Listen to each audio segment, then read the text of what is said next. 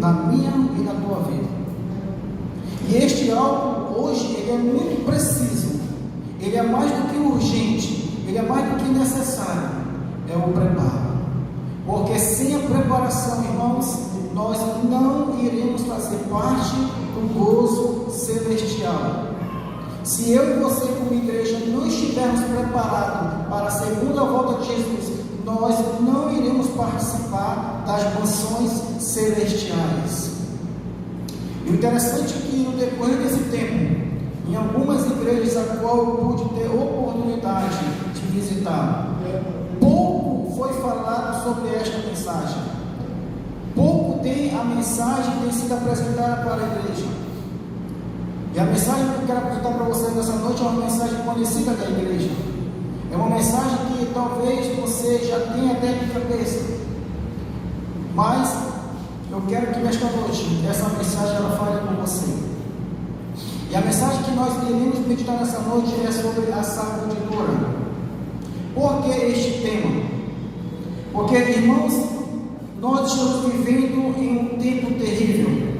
Um tempo onde houve um crescimento muito abrangente, onde os rumores de guerras se aumentaram ainda cada vez mais, aonde as pandemias ficaram agora cada vez mais viventes na vida de cada ser humano, e o medo tomou parte de cada indivíduo.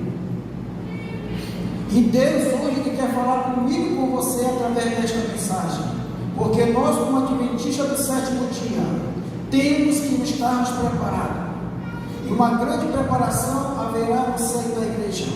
E essa preparação, se você não estiver bem preparado, no tempo terrível desta crise, quando houver sacudidura, muitos de nossos irmãos serão sacudidos. Na lição da semana passada, estudamos sobre a promessa, na lição da escola sabatina.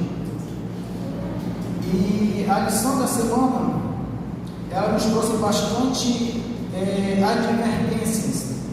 Mas, eu estudando ali com o irmão Denis, no sábado passado, eu pude denotar algo assim que é específico para a nossa vida.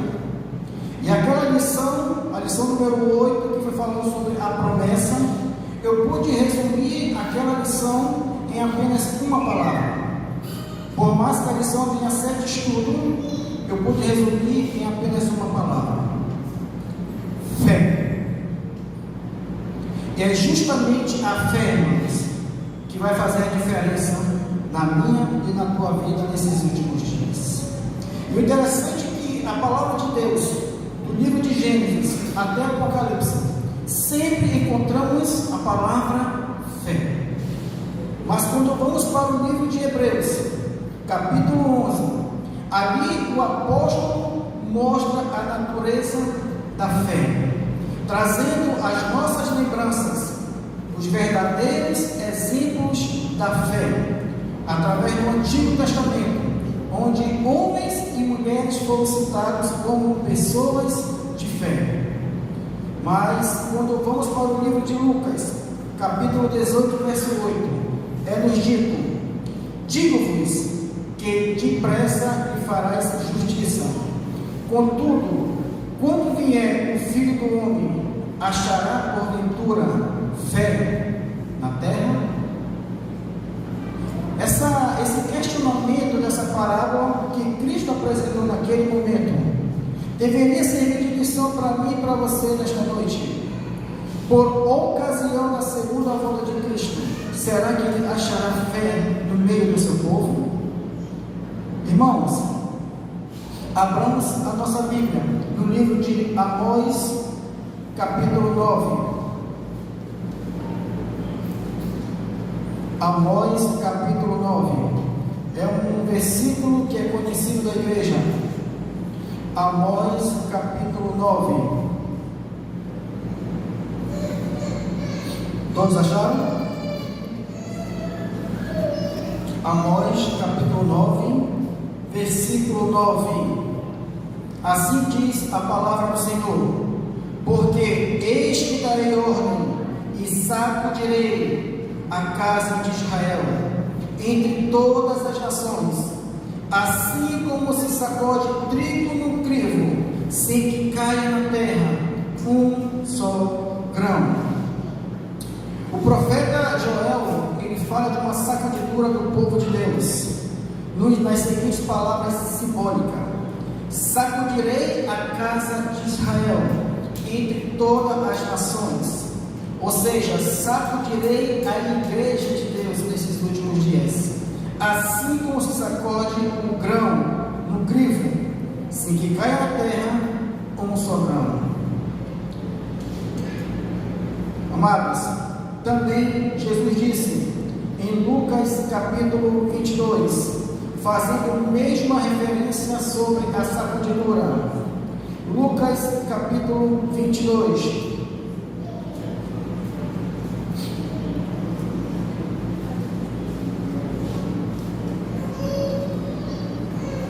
Todos acharam? Lucas capítulo 22, versículo 31 e o 32. Simão, Simão, eis que Satanás vos reclamou para vos peneirar como trigo. Eu, porém, roguei por ti, para que a tua fé não desfaleça. Tu, pois, quando te converteres, fortalece os teus irmãos.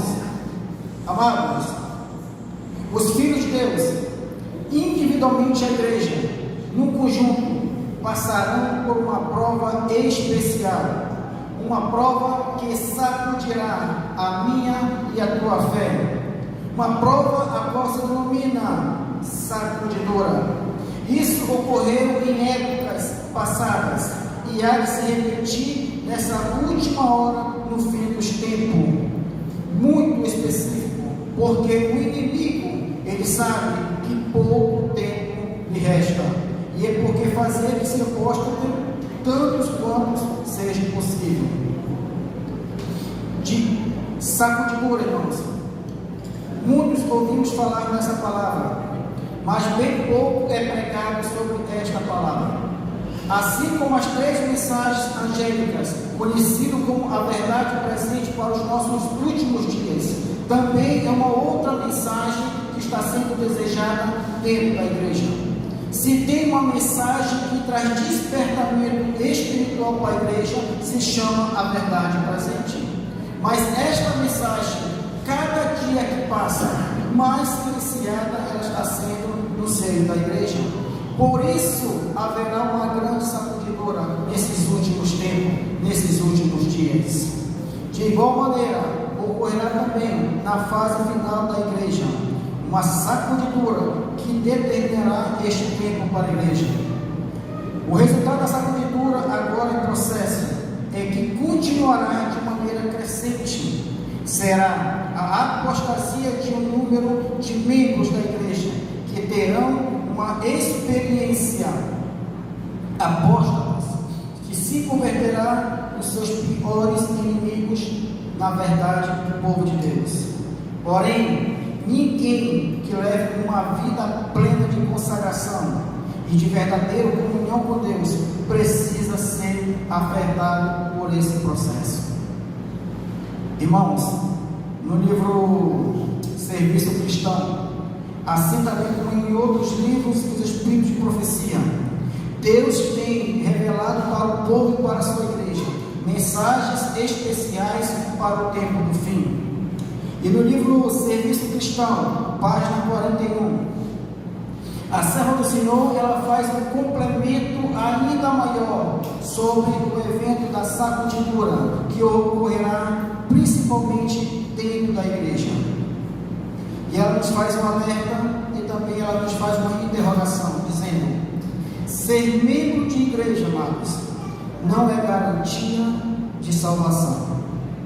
E quando me apeguei com este tema e com esta pergunta, fiquei algumas semanas meditando nesta mensagem, a qual ela diz que ser membro de igreja não é garantia de salvação. Ter tempo na igreja também não é garantia de salvação.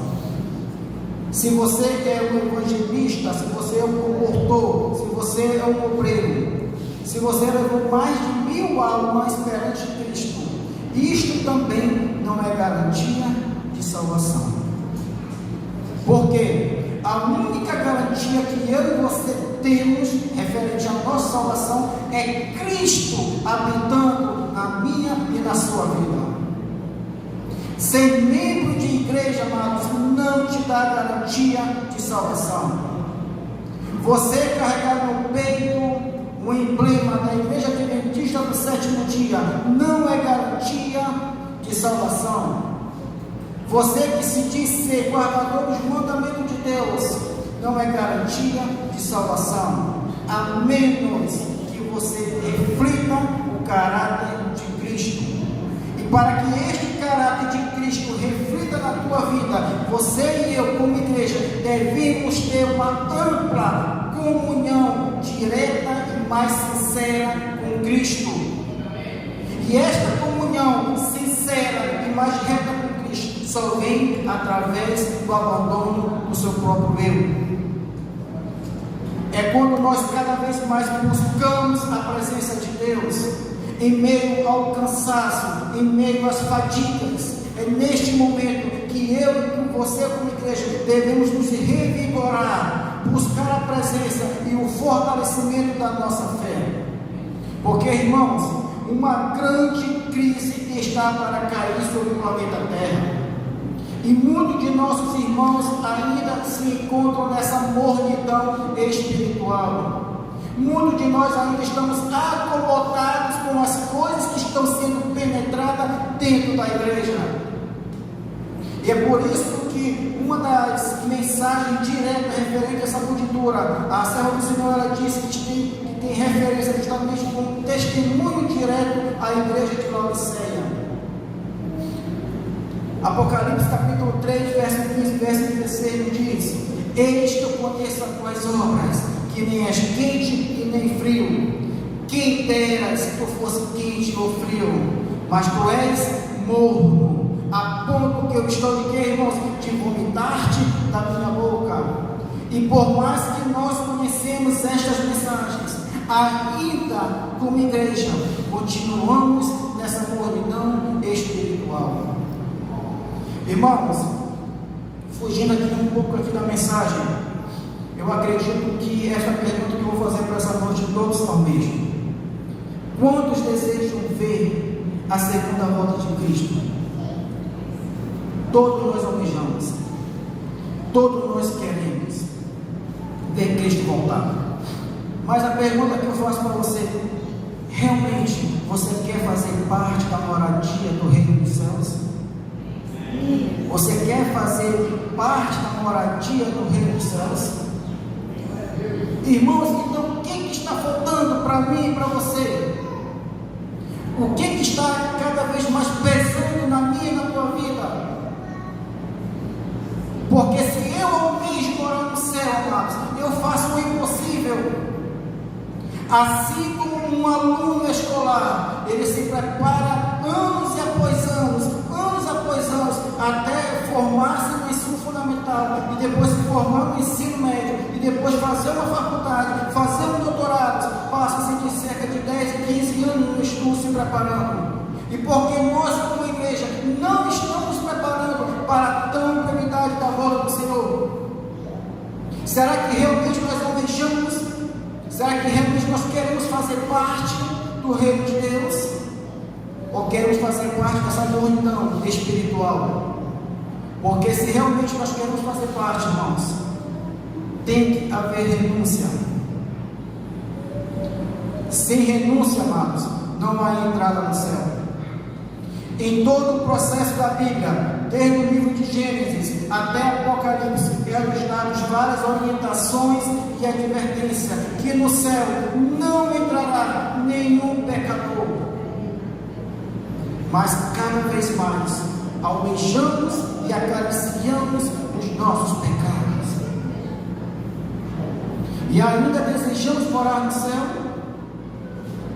Irmãos, há quase 3 semanas Eu me batizei no ano de 2011 e depois veio minha esposa.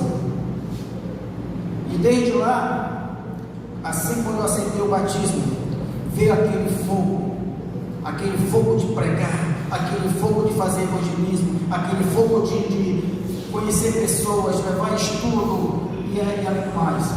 Mas chegou um momento, irmãos, que quando você começa a se afastar da presença de Deus, quando você começa a se afastar do estudo da palavra de Deus, a tua fé também começa a se esfriar. E é justamente nesse ponto que Satanás ele vem trabalhando dia por dia no fracasso da nossa fé. E de lá para cá eu venho tomando minha decisão. A cada dia eu venho tomando uma decisão, por mais difícil que seja, irmãos, por mais trabalhador que seja, por mais dificuldade que eu tenha no meu casamento, na minha vida diária, na minha vida familiar, eu tomei uma decisão na minha vida, irmãos. Eu não quero mais fazer parte deste mundo. Eu não quero mais fazer parte, amado, desse mundo de violência, deste mundo que já tem a sua trajetória, que já tem a sua reta final.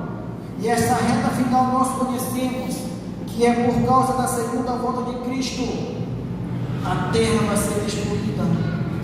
Eu não quero fazer parte desta destruição, irmãos. Mas a serva do Senhor diz que ser membro de igreja não é garantia de salvação. O que nos garante a nossa salvação diária é ter um apego muito mais profundo com o nosso Cristo. E esse apego, irmãos, tem que haver renúncia. Temos que buscar Jesus a cada vez mais através da oração. Temos que nas madrugadas, às meia-noite, às noites, não importa o que for, temos que agora buscarmos a Jesus enquanto nós podemos achar, enquanto ainda há tempo. Irmãos, logo se fechará a porta da graça. E quando a porta da graça se fechar, será tarde demais para nós, como adventista do sétimo dia, para todo aquele que não se preparou como devia se preparar. Não esqueça que membro de igreja não dá garantia de salvação, irmãos. E ela continua dizendo, é uma solene declaração que faço à igreja, de que nenhum entre 20 dos nomes que estão registrados nos livros da igreja está preparado para finalizar a sua história terrestre. Nenhum entre os 20 nomes que estão registrados nos livros da igreja está preparado, irmãos, para a sua obra finalizadora na terra. E quando ela fala que nenhum, é nenhum. Irmãos, cabe a mim e a você, se realmente nós queremos fazer parte do reino de Deus, porque para fazer parte do reino de Deus, amados, temos que voltar para a Bíblia, temos que voltar para os ensinamentos que Cristo nos concedeu. E um dos ensinamentos que Cristo concedeu após a derramada da chuva temporada, todos os discípulos, amados, estavam unidos em um só pensamento. É este pensamento que eu e você devemos buscar, amados. Permitir que Deus tire do nosso coração tudo aquilo que não agrada a Ele, todo aquele pensamento frívolo, todo aquele ódio que nós temos no nosso coração, aquele orgulho, aquela inveja, tudo aquilo que nos impossibilita de ter uma comunhão ainda muito mais ampla com o nosso Deus. Irmãos, nós não conhecemos ainda a crise que está por vir, mas a serva do Senhor nos diz claramente que é uma terrível crise, a qual nunca houve. Quando vamos para o livro de Daniel, capítulo 12, verso 1, também o profeta nos dá essa clareza, que é um tempo de angústia, a qual nunca houve, desde que houve nação.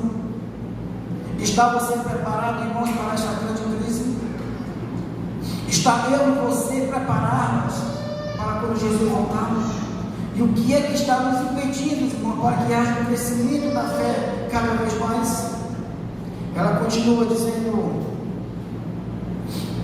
os que tiveram oportunidade para ouvir e aceitar a verdade e se uniram à igreja adventista do sétimo dia, considerando-se o povo de Deus, que guarda os mandamentos, mas não possuem mais vitalidade, consagração a Deus do que as igrejas nominais. Ou seja, aqueles irmãos que confiaram em ser adventista do sétimo dia, uma igreja que guarda os mandamentos de Deus, mas não possui mais vitalidade. E quando eu me deparei com essa palavra vitalidade, eu procurei entender o que significava esta palavra. E a palavra vitalidade, ela significa energia, vigor e disposição. É justamente o que está faltando na grande maioria de nossos irmãos: energia, vigor e disposição, uma consagração. Muitos de nós não estamos nos consagrando a Deus. Nós vimos para a igreja de acordo com como nós queremos. Nós apresentamos a mensagem como nós queremos. Muitas das vezes nós entramos na igreja como nós queremos, porque hoje muitos de nós, não nos consagramos mais a Deus. E Deus está pedindo para que eu e você se consagremos diante da presença dEle, porque Ele é santo. Deus, Ele é santo, santo, santo é o seu nome. E nós estamos brincando com Deus. Ser membro de igreja, irmãos, não te dá garantia de salvação. Não esqueça isso, não tire isso da sua mente, que ser membro não te dá garantia de salvação nenhuma. Temos que parar de brincar com Deus. Em todo momento, quando Moisés andava com o povo de Israel, Deus pedia para Moisés consagrar o povo diante da sua presença. E nesses últimos dias, também não é diferente. Devemos nos consagrar ainda mais. É por isso que um dos grandes apelos que a serva do Senhor nos faz nesses últimos dias, para que assim possamos pregar a mensagem do Evangelho Eterno, tem que haver dentro do seio da igreja um verdadeiro reavivamento e reforma espiritual. Irmãos, sem reavivamento e sem reforma, não há proclamação do Evangelho Eterno por mim e por você. Temos que nos prepararmos, irmãos, para a pregação do Evangelho Eterno. Por mais que eu e você conhecemos o tema da mensagem, da pregação do Evangelho Eterno, isso não nos dá garantia nenhuma, se não houver um verdadeiro reavivamento e reforma na nossa vida espiritual. Por isso, amados, hoje o apelo para mim e para você é que possamos buscar um verdadeiro reavivamento e reforma na nossa vida, que possamos buscar a Deus a qual nós nunca buscamos antes do nosso tempo. Amados, chegará o momento, quando vier o grande tempo de angústia, aqueles que não tiveram uma preparação, aqueles que não levaram a sua vida em oração, serão uma presa muito fácil na mão do inimigo. Por isso o Senhor, amados, nos convida a ter uma comunhão com Ele mais ampla. Buscarmos o Senhor enquanto ainda há tempos, irmãos, porque chegará o momento que nós precisamos desse reavivamento. Haverá, irmãos, também uma grande apostasia entre os líderes da igreja. A serva do Senhor nos diz no livro Profetas e Reis, página 188, ela nos diz: muitas estrelas que temos admiradas por seu brilho se apagarão nas trevas. Nas cenas finais da história terrestre, homens a que ele honrou grandemente seguirão o exemplo do antigo Israel, no afastamento dos grandes princípios que Cristo estabeleceu em seus ensinos, a elaboração de projetos humanos, usando as Escrituras para justificar a maneira errada de proceder, sob a perversa influência de Lúcifer. Confirmarão as pessoas no engano e a verdade de que necessitam para serem livradas de práticas incorretas se ecoa como água de um recipiente que vaza. Irmãos, nesses últimos dias, muitos demonstrarão que não estarão ligados a Cristo. Muitos que não estão mortos para o mundo, para que possam viver com Ele. E as apostasias do que ocupam posições de responsabilidade serão frequentes. Pastores não consagrados serão eliminados. Pastores não consagrados serão eliminados. A grande questão que está tão próxima é a imposição da lei dominical. Eliminará aqueles a quem Deus não designou. Muitos que têm o cargo de pastorado, a qual Deus não designou. E quando vier o decreto dominical, esses serão os primeiros a ser retirados das fileiras da igreja, porque Deus não os chamou. Isso está escrito no livro Mensagens Escolhidas, volume 3, página 385. E ele terá um ministério puro, leal, santificado e preparado para a chuva serôdia. Muitos se levantarão em nossos púlpitos, tendo nas mãos a tocha da falsa profecia, acesa na tocha infernal de Satanás. Dentre nós sairão alguns que não mais levarão a arca. E quando a serva do Senhor ela faz esse propósito, ela está se referenciando justamente aos pastores não consagrados. Eu poderia levantar para vocês aqui vários requisitos de pesquisa que eu fiz, que infelizmente vocês também são conhecedores de muitos pastores que hoje estão deixando a desejar. Mas tudo isso faz parte da profecia para que se cumpra. Tudo isso faz parte para que eu e você se acorde, se desperte dessa mornidão, para que não caiamos no mesmo erro desses outros. Pastores e médicos poderão se afastar da fé com a palavra e as mensagens que Deus tem dado à sua serva. Declararão que farão. Tanto os pastores como os médicos se afastarão nesses últimos tempos. E a pergunta é: estamos nós nos preparando também? Estamos eu e você preparados, irmãos, para quando vier essa grande crise, essa grande sacudidura sobre nós, sobre a igreja? Porque os primeiros que irão ser sacudidos serão a igreja. Aonde está sendo firmada a nossa fé? Irmãos, os fiéis de Deus serão revelados nesses últimos dias. O Senhor tem servos fiéis que se revelarão no tempo da sacudidura e no tempo dessa grande prova que há de vir. Há indivíduos preciosos hoje ocultos que não se prostraram a Baal, não tiveram a luz que tem brilhado sobre nós de forma concentrada, mas por baixo de um rude e tão expressivo exterior pode existir o puro brilho de um genuíno caráter cristão. Durante o dia olhamos para o céu e não vemos as estrelas, mas elas estão ali, ligadas ao firmamento, mas os olhos não as percebem. Entretanto, à noite, ligadas ao firmamento, contemplamos o brilho das estrelas. Em todas as ocasiões em que haverá perseguição, as testemunhas tomam decisão a favor de Cristo ou contra Cristo.